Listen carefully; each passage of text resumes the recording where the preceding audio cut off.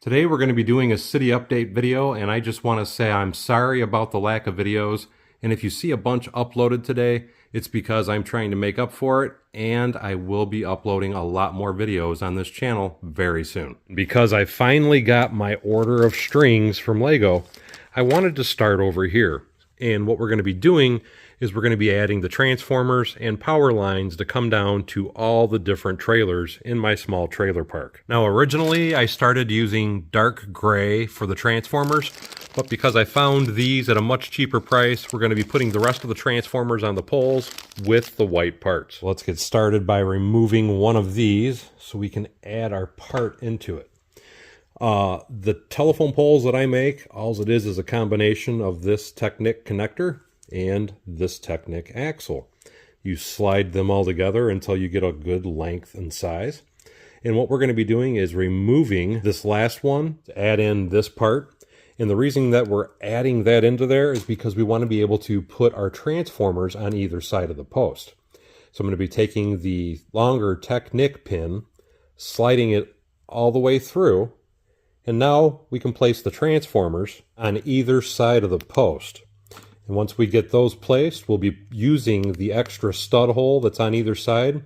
And that's going to be the part where we connect our power line down to each one of our trailers. Now we can place that back onto our pole base as we're knocking other poles down. Get it set and ready to start hooking up our power lines to the trailers. And now after a lot of trial and error, you can see that every single trailer has a power line going to it. And I made sure to add the riser and meter can to the back side of every single trailer to try and help add to that realism. Let me tell you though, this was not an easy task because trying to get this balanced to where every single pole has the string going down, it was frustrating at times. But I really like the overall look, and I think it really helps to add a nice touch of detail to this portion of the city. Now we just need to add a little bit more vegetation and some trees, and I'm going to call this corner completely done. I'm going to start by adding a little bit of texture, and how I'm going to do that is we're going to be using a whole bunch of this leaf piece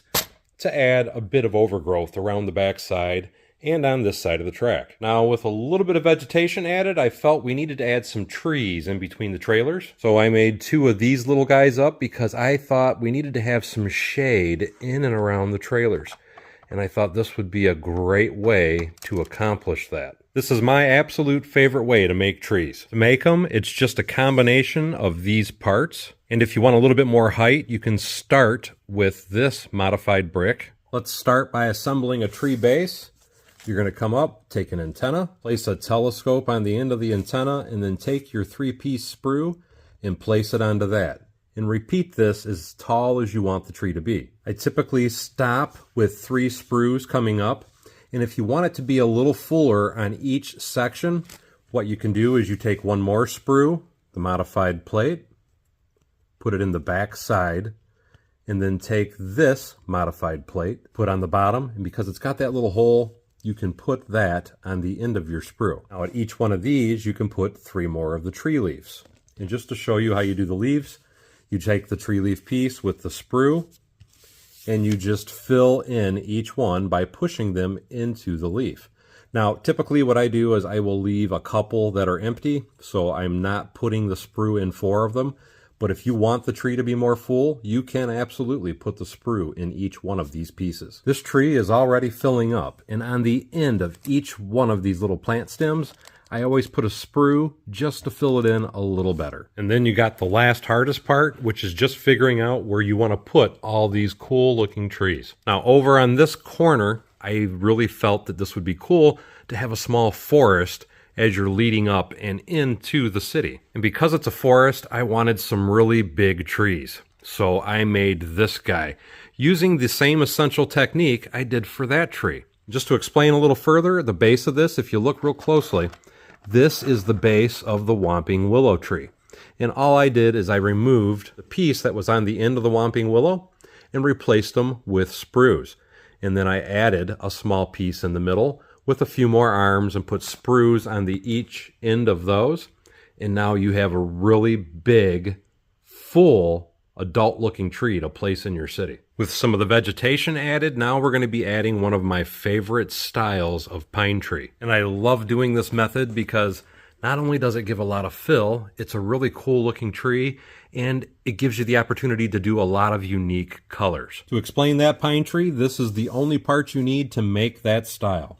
And what you do is you take your modified brick with studs on all sides, and then you put on your clip all around it like so. For the end caps, you put it all around it, and then you put a piece on the end. And for the center, you use the brick and you put the 1x1 round plates just to hold the pieces out just a little bit. Start with one of those pieces with the plates on all sides, and then you're going to take these, if that's going to be your end cap anyway, because we're doing a small version of the tree, and you put them on a slight angle. And yes, this is kind of a tedious build, but to me it's worth it because I love how they look. To do the next level, we just add another one of those pieces, and you want to make sure that you keep it just opposite. So every time you add a section, this is going to go this way, and then the next section will be here, and then so on and so forth. You want to constantly keep them staggered. And to cap it off, we just use one more of these, put it on an angle. Now we have another small pine tree. And as you can see, it just really helps to make everything pop because you have a nice blend of color. Okay, now that I've pretty much killed this corner with a huge amount of vegetation, and I just want to point out, I did put a little pathway in over here, and I'm not sure what that pathway is going to be, but I want it to have some form of storytelling. Whether it be that they're going in there for Harry Potter to find his secret lair, or maybe it's a hideout for some gangsters that are living in the trailer park to hide stuff that they've stolen. I don't know. I will figure out some of that storytelling later. And now to do some of the final touches with the greenery in this particular area, I'm going to get a little lazy. And what I'm doing is I'm taking the 3-leaf plant stem, and I'm putting them into the leaf base, because that is a really quick way to do some fill-in work. And then I'm going to sporadically also place the little 3-leaf stem piece. And now I can finally consider one corner of my city 100% done. Really happy with how it turned out. We have the gravel parking lot area of the trailer park. All the trailers have vegetation now all the way around them. We have the nice shade trees. We have some plants and some flowers growing, and to me, it just looks like it'd be a nice little cozy place to live. And adding in all these power lines, to me, was the final finish that this really needed to come together. Moving forward with my city, the next thing I'm wanting to do is at the end of this telephone pole line, I want to bring down a transformer to give power to the silos that are located over in that farming district. And I also want to do like I did right here. I want to put in a splitter to come out, and then I'm going to bring telephone poles all the way through in between the train tracks. And the reason we're going to be doing that is we're going to be bringing power from those over to each row of the city street that is down in the background. Really happy with how this corner of the city is finally turned out, and I cannot wait to get more work done soon. But this is all for this video, and we'll see you next time on Bevins Bricks.